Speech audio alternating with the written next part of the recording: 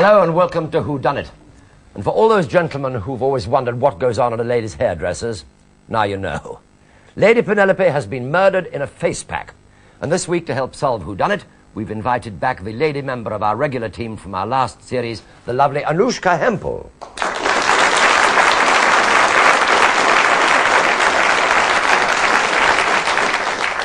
A British comedy star who is currently to be found in a bed full of foreigners, Terry Scott.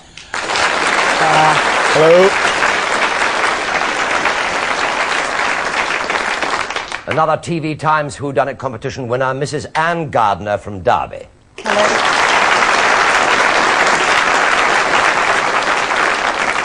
And one of the new stars in the next Avengers series, Gareth Hunt.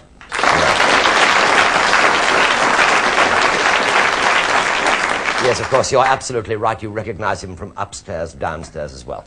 Right, now let's get on with the story. Don't forget that the murderer is allowed to lie, so don't believe everything that you see or hear. But I will give you one genuine clue. The murderer did not intend to kill Lady Penelope, only to stun her.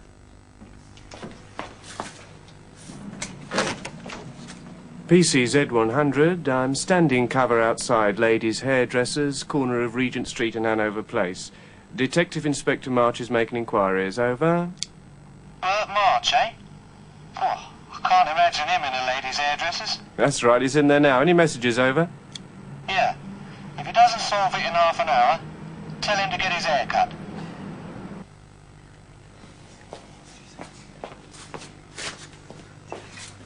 Excuse me, miss. Oh, sorry. Madam Rose, you are the owner of this establishment. Would you please identify everybody here? But of course, Inspector. This is Mr. Robin, our stylist. Suzanne, our shampooist. And James, our most promising assistant. With Shirley, who does all the manicuring and the chiropody. Chiropody? Footwork. Miss Anne-Louise, the most famous model, of course. And that's all. Hey, what about me? Don't I count? Oh, of course, I am so sorry. This is Mrs. Boscombe. Betty Boscombe. I've just come up from Bradford, you know, Yorkshire. I've won a TV contest for the best Yorkshire pudding of the year. It was on that panel game, you know, what's it called? Oh, you know. Any road. I've won a free trip to London in this hairdo. Do you like it? It's very nice. What else can you tell me about this? What else? Well, he did it. That one over there, Mr. Robin. He did it? What do you mean? He did my hairdo. And very good he is, too, I can tell you. Yes, well, thank you, Mrs. Boscombe. I'd like to ask you a few questions a little later on. Not too late, I hope. I've got a ticket for the new musical, Irene. You know. You know? Who's in that? Well, that fella's on the television on a Monday night. Ah. You know, Inspector, you can ask me anything anytime you like, you know. I don't mind a bit, because Mr. Boscombe always used to say to me, that was when he was alive, of course, he used to say to me, Betty, love, if ever you see a policeman and he wants any help, yes, you must be the one to... Mrs. Boscombe. Thank you, Mrs. Boscombe. Oh. Mr. Robin? Turner. Robin Turner, but I'm known, officer, as Mr. Robin. All right, Mr. Robin. What can you tell me about this matter? Well, yes, Lady Penelope was booked in for 4 o'clock. 4 o'clock. Lady Penny, how nice to see you. Mwah. Oh, what a beautiful bracelet. And the ring. What a fantastic diamond. I'd love one like that. We are honored. Robin, you are a darling. But this time, it's not for you. Ah. I'm off to the royal premiere tonight. And as I'm there officially, I'm wearing the lot. Darling.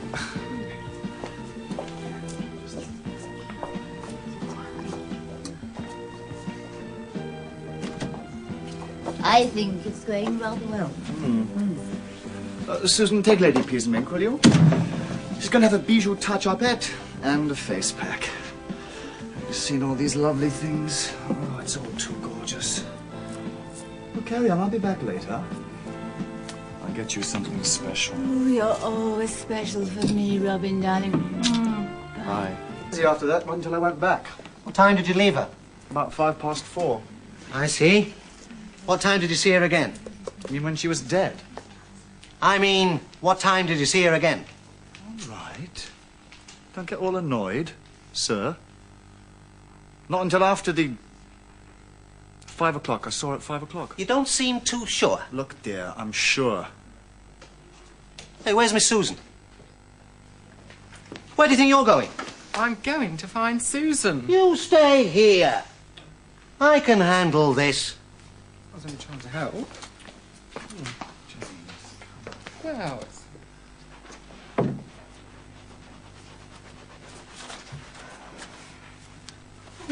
I'm sorry. Some bleach has dropped on the floor, and if I don't wipe it up quickly, it'll burn a hole in the carpet. Yes, well, you'll have to leave it, I'm afraid.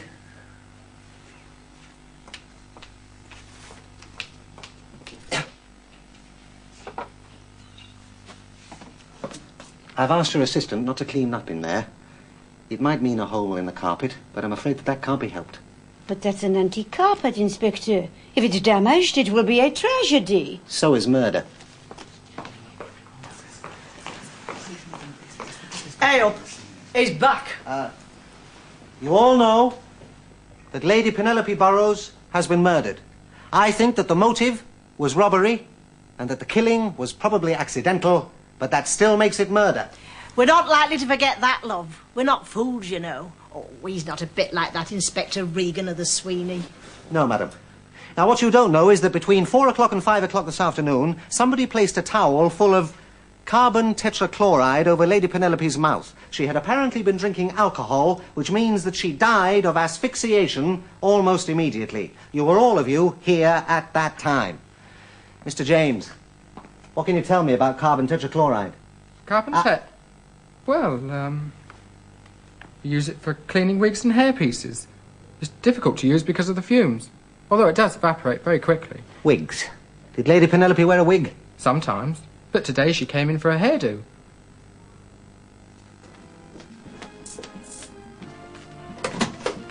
Ah, James, just the man. Go in and start the colour. You know she likes it. Oh, I thought only you knew that. Oh, very funny, Ducky. Just get in and start, and don't forget the champagne. Oh, I don't forget anything. Lady Penny. James, I didn't expect you. I thought it was Robin who was lovely to see you. My pleasure. I'll carry on now, Susan. Could you get the champagne? I completed the application, I left, and then told Susan to go in and put on the face pack, and then clear up. Susan, did you drop this bleach on the floor? Absolutely not. Wouldn't be working here for very long if I did a thing like that. I came in at about 4:25, about 5 minutes after Mr. James had left. Lady Penelope seemed rather sleepy, so I put the face pack on and left. How long does it take to set? About 2 minutes. It has to be put on very fast. And at what time did you leave her? Around 4:30. Did she say anything? No, you can't speak with a face pack on. It'll crack.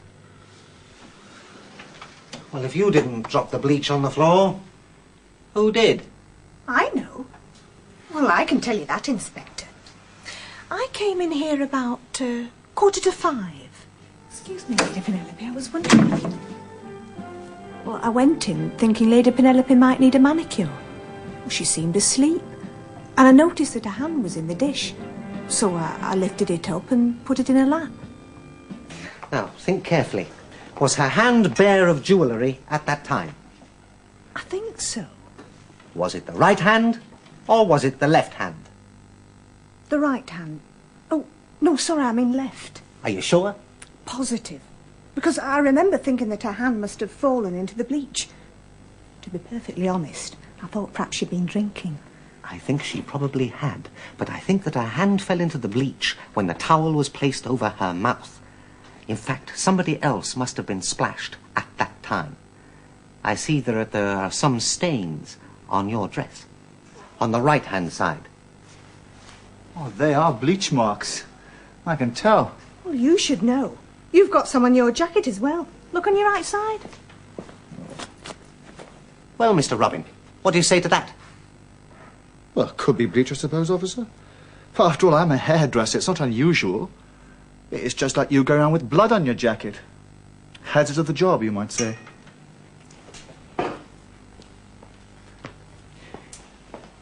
Miss Miss Louise, you must have been here for some hours by now, and yet you don't seem to have had your hair done. Why is that? It shows, does it? How very gallant of you to mention it, Inspector. Contrary to your deductions, I have had my hair done. Several times, in fact. You see those wigs? There are enough there to keep me going for the next 2 weeks. What about this? I told you they're my hairstyles. Let's see it. It's just something simple. It's not real. I don't know why you're looking at me. It was Mrs. Boscombe who was in that room around 4:30. I was looking for a magazine. Went along the corridor and on the way back bumped into Mrs. Boscombe. Oh, love, you did make me jump here. I can't stop. I must rush. Ta-ra! She was in a terrible hurry, as though the devil himself were chasing her. You cheeky monkey. Well, Mrs. Boscombe. Well, let's have a cup of tea, eh, and I'll tell you all about it.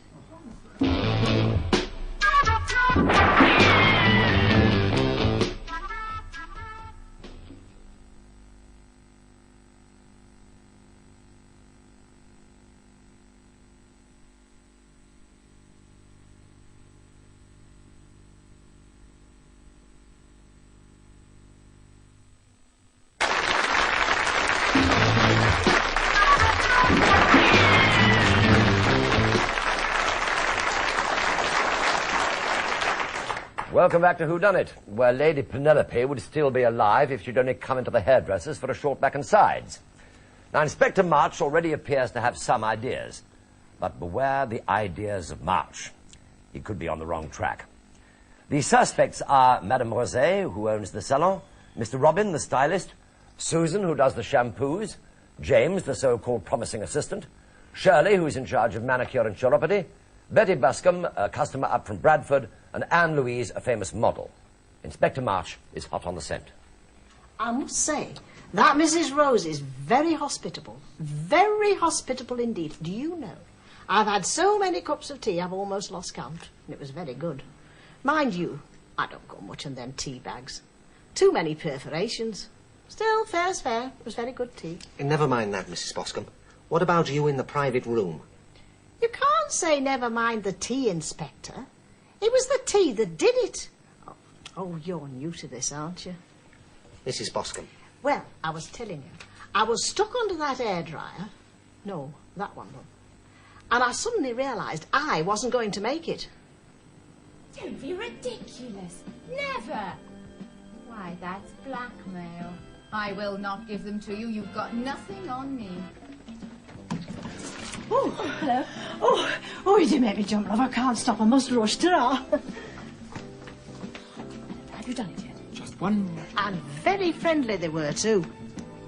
Well, I just made the little girl's room in time. You see, that's what I thought that room was. That's why I nearly went in. Any road, I come back here.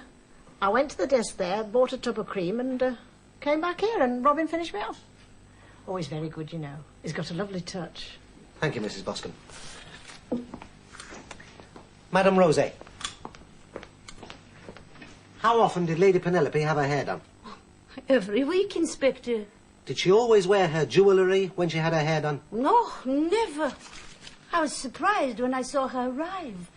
I was a little worried about all that jewellery and Lady Penelope in that condition. Then later I decided to go in and ask Lady Penelope if I could put her jewels in the safe until it was time for her to leave. But she did not seem to think it was necessary. Forgive me, madam, but I only have your word for it alone that you did not take Lady Penelope's jewellery when you left that room.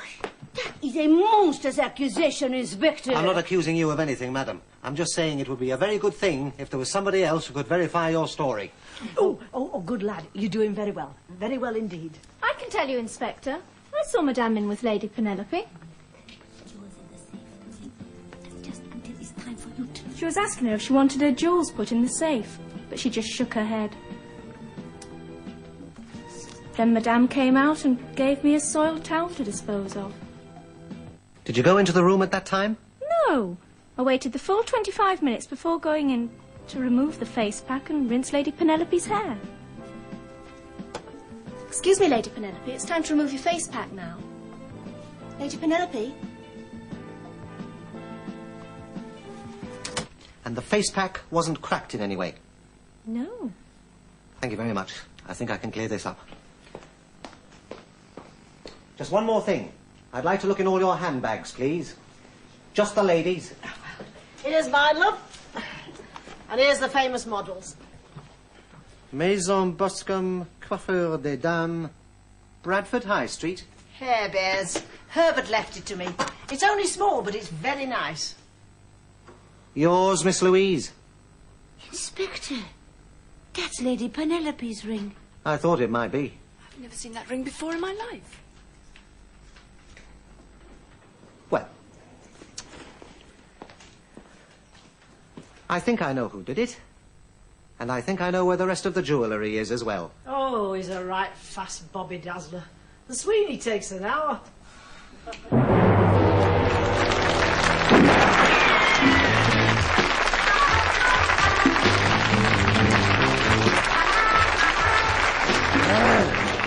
Inspector March seems to know all the answers, but don't jump to conclusions until you've heard the questions from our panel. Right, Anushka, what part of the action would you like to see replayed? Yes, I'd like to see the bit where Madame Rosé was trying to get Lady Penelope's ring and bracelet off her hand. Mm-hmm. Terry? I'd like to see where the Shirley, the manicurist, was taking the hand out of the bleach. Right. Anne? I'd like to see where Mrs. Boscombe is eavesdropping outside Lady Penelope's room. So you shall. Thank you. Gareth? I'd like to see the murder again. He'd like to see the murder, right. You'll see the murder, Gareth, boy? Right. While we're looking for those, let's ask some questions. One question down the line. Anushka, question, please. Yes, Mrs. Rosé, Madame Rosé, sorry. You have the most strange accent. It is French, is it? No, it's not actually. I come from Clapham Common. Oh, I see. I'm sorry. I was confused. You were doing very well. You had me fooled for a minute. Do you run... Is it your competition? Did you run the competition for the hairdresser, for someone to win? Do at your salon? No, we didn't. But it was done through publicity because the salon isn't doing very well at the moment. Oh, as you can see by the number of customers that were in there. Yes, quite. Thank Yes. you. Nothing to do with Did you personally choose the person to come up and have the... Did you sort of choose the person? No, I Can't? didn't. You didn't?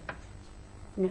Thank you. Right. Terry, a question. I'd like to congratulate Detective Inspector Colombo for... Said you haven't got your raincoat. Mrs. Boscombe, you mean you came all the way down to London just for a hairdo as a prize? Well, yes. That you baked these things... And No, excuse me, Well, may I interrupt you there? She did quite clearly say I want it. that she also had tickets for Irene, that marvellous show But then I where do... that chap who appears on television. Well, I mean, hardly worth coming if they'd have got it for a bed full of foreigners. But that is the reason you came now. 2 tickets. That particular time, Two yes. tickets and a thing. No, I come up because I won a competition. I see. But I do come up, Yes. 2 or 3 times a year. I see. Nothing I wish to say about that. Nothing at all. Anne, question, please. Still with Mrs. Boscombe. If you have a salon of your own in Bradford, why were you so keen to come up and have your hair styled in London? Obviously, you have the best facilities at your own salon. Well, I haven't actually. We don't have the best facility. It's only small, you see. It's over a butcher's shop in the high street. Well, I come up about 2 or 3 times a year anyway. You do? So this was not just one visit? No. It's the only, I do other things as well up here. I see, right. Thank I think that she comes up to have her, day out in town, don't you, Mrs. Baskin? Well, yes, it's the only place I can... It makes a change from Bradford. Oh, it does. It's the only place I can get it, Yes. Yes,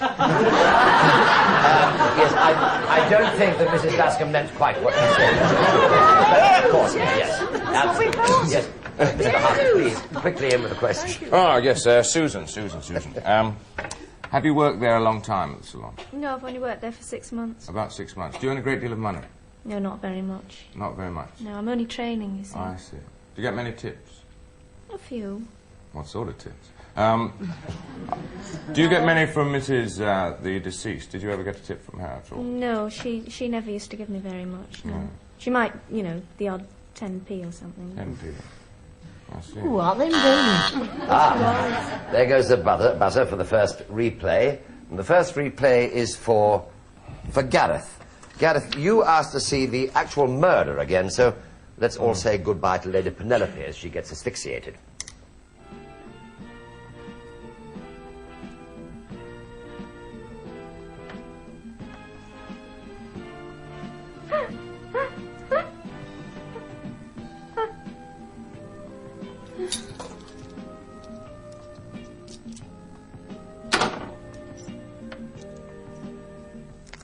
Right, is the murder?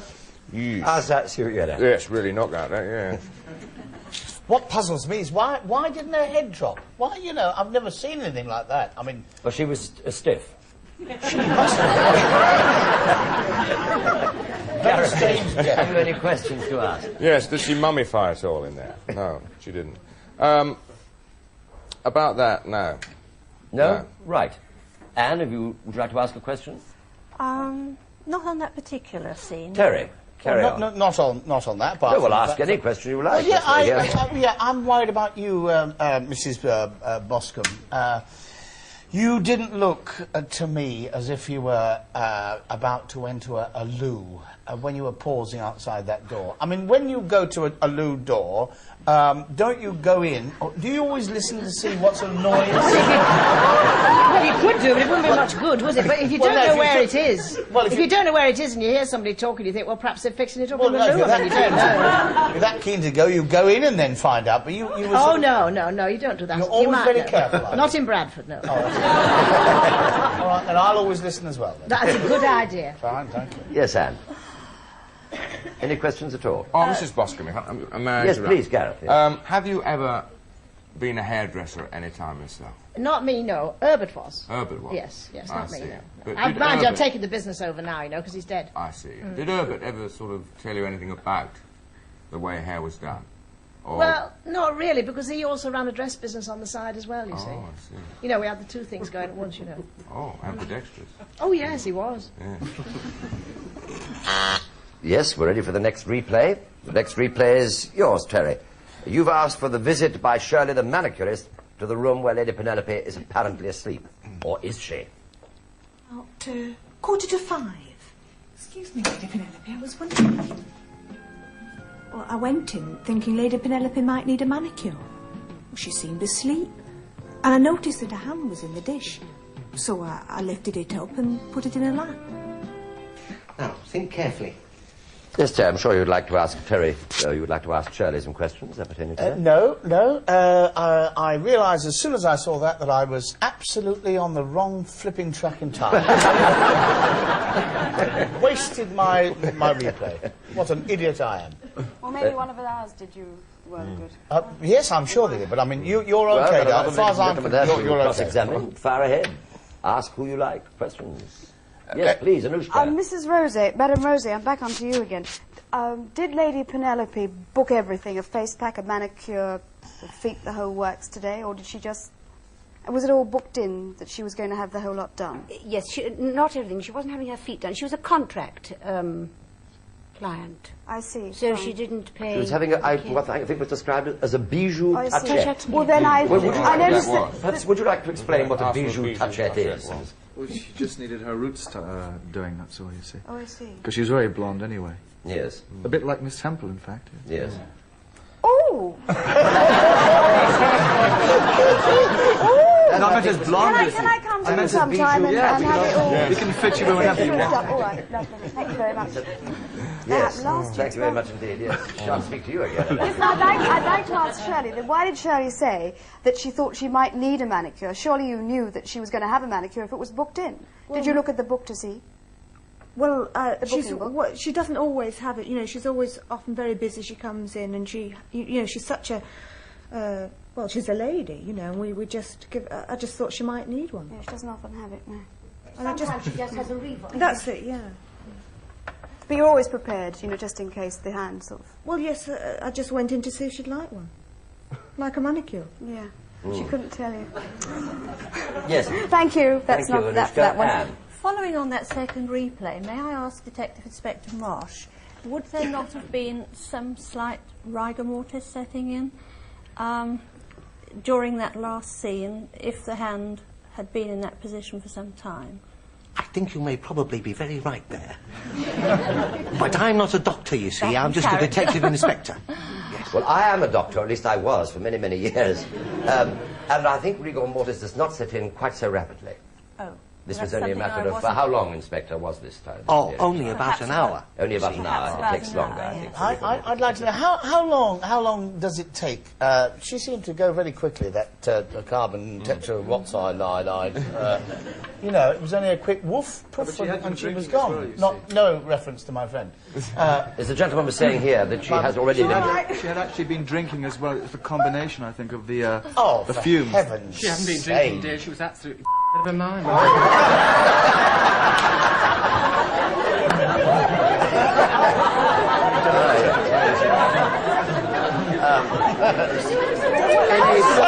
Sorry. That is the end of the show, I feel. Yes. See you all again next week. Yes. Yes, right, sir. Thank you very much indeed. Yes, we all thoroughly enjoyed that show. No, as the gentleman said, that she was inebriated. Well, I wouldn't mind betting. I've got my brother-in-law as a doctor. I wouldn't mind betting that that was impossible. That really was impossible. I don't ever imagine that, even though she wasn't that drunk when she came in, she certainly wasn't. She was not. Yes, she was. Away. I think she wasn't slurring. No, she fell through. She fell through the door, and she was slurring. You see, if you'd asked for that replay, Mr. Scott, that might have helped you. Yes, ready for the next replay. This is Anne, yours. You want a replay of Mrs. Boscombe standing outside Lady Penelope's room and listening to somebody talking. Right. Don't be ridiculous. Never. Why, that's blackmail. I will not give them to you. You've got nothing on me. Oh, hello. Oh, you did make me jump, love. I can't stop. I must rush. Ta-ra. Have you done it yet? Just one. Right, Anne? Yes, thank you. Any questions? Not at this No, stage. Nushka? No, thank You you. sound like Louise. Did Mrs. Boscombe actually bump into you? I bumped into her. You bumped into her? Yes, I was coming out. It was sort of mutual, wasn't it? Sort of mutual. Yeah. Was it? Yes. I'd like to ask Gareth. Louise a question. Who was the young lady with the rather long dark hair that we saw disappearing in the background? I can answer that. I've no idea. Probably the Yes, receptionist. it was my part-time receptionist. A part-time receptionist? Yes. She... Oh, it wasn't somebody with a wig on or anything, was it? Wasn't anybody with a wig on? No, it wasn't. It was a very attractive... Part-time receptionist. I want to show Why you wasn't see she her face. questioned? Did you question She her had again? left. She left at 4 o'clock. She goes home at 4 o'clock, and that's why I was on the book then. We have her address, sir. We're looking into it. What her address? Yes. That's why the police constable is wearing glasses. Yes. Anushka, you wanted to see Madame Rosé when she visits Lady Penelope and asked her if she wants to put her jewels in the safe. Lady Penelope. Just until it's time for you to... She was asking her if she wanted her jewels put in the safe, but she just shook her head. Then Madame came out and gave me a soiled towel to dispose of. Did you go into them? Did you go into them? No, I'm going to get at Madam again, I think, here. What a way to treat a client. I mean, if I walked in with all the goodies on my finger, even though I was a bit boozed, and some old madame was grabbing my finger saying, get the jewels off. Yes. If I could, I'd thump you, because I think that's really not on. I think it's an awful way to treat somebody. Yes, we were very friendly.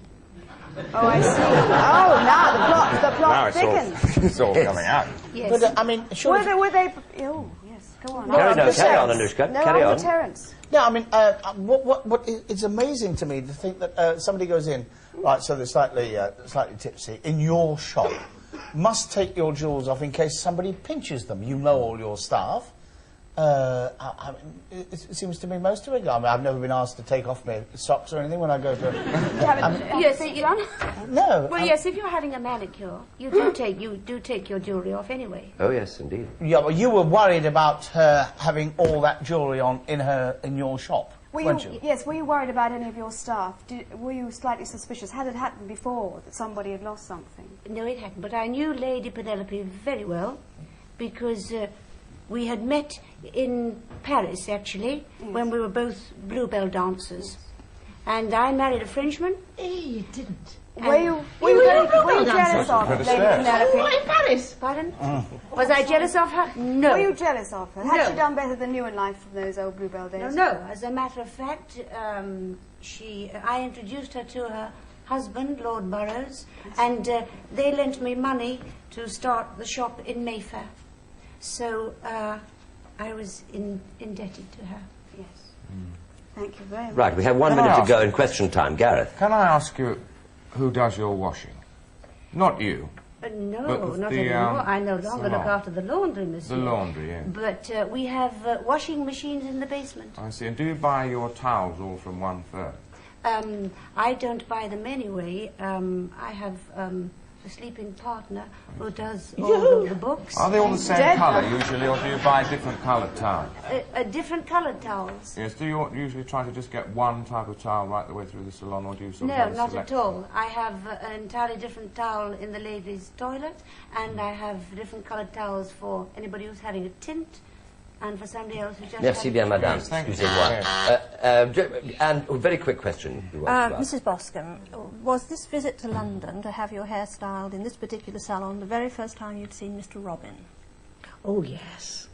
Oh, I'd remembered and I'd seen him a couple before. of remarks about his touch and his style, Well, I mean, which... I was there a long time and it... There, I must stop you. I'm so sorry. Right. That is the end of a question time. That is, time's up. So if you finish filling in your whodunit forms, while the viewers at home have another look at a piece of the action which contains a genuine clue, but nobody in the studio will see it, I promise you. Don't be ridiculous. Never. Why, that's blackmail. I will not give them to you. You've got nothing on me. Oh, hello. Oh, you did make me jump, love. I can't stop. I must rush. Ta-ra. Have you done it yet? Just one more. And very friendly they were, too. The question is, whose voice was that? Right, panel. You have your cards, please. Thank you, Anne. All right. Noosh. My usual scribble. Your usual scribble, yes. Good. Now for the big denouement. Anushka, who done it and why? With one clue, please. Mrs. Boscombe did it. Mm-hmm. To get the jewels, of course. And the clue I have is that she had the mauve and white towel in her hand when she was eavesdropping outside the little whatever room it was. Mm-hmm. And underneath it, she either had the jewels at that time or the bottle of tetrahudaki that she nicked off the desk to get in there and do whatever she was going to do. Thank you very much. Terry. Precisely the same thing, Mrs. Boscombe, and also the obvious way she dropped the ring into the other lady's handbag, and she says, oh, that's her handbag, and dropped the ring in top, you know. I see, yes. Anne? Still Mrs. Boscombe, but with the additional clue that during her eavesdropping there could not have been voices. One voice would have been silenced by the face pack. Mm-hmm. Gareth, that doesn't leave you much to say, does it? Mrs. Boscombe. Another clue, because she also is in the clothing trade, and I think the fumes that you get from carbon tetrachloride she would know about, which would be enough to put you out. Right. That's what they think. Madame Rose as well, is it? So, you're too late. Am I too late? Will the real whodunit stand up, please? Come on, hurry up. I want to get that already. All right.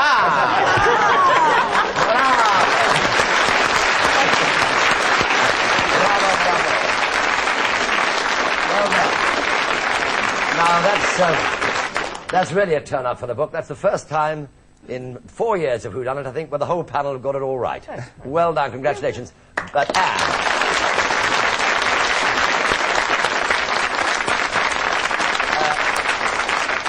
Anne's clues are absolutely perfect, and therefore I would like to present you with the prize. As you know, the prize for our visiting panelist is, from the TV Times competition, is that you can choose anything you like from the set. So, what would you like?